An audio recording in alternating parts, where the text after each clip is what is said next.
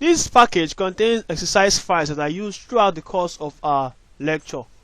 Now all you need to do, if you have it in a zip file, if you look at these folders very well, if you have it in a zip file, you unzip it, you right click, then you click on what, unzip, that or unzip, or you click on extract.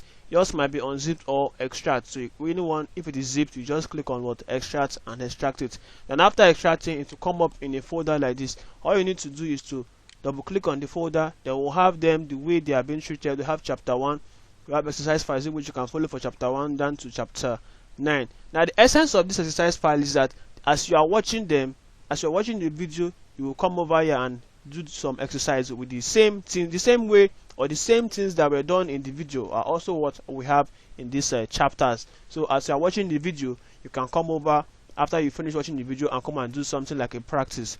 But it is not compulsory. It is just it is not compulsory that you use exercise files. If you have your own file that you want to use for your own practice, it is also it's also good. But just for the benefit of those that do not have, you can use this what exercise files that we have down here.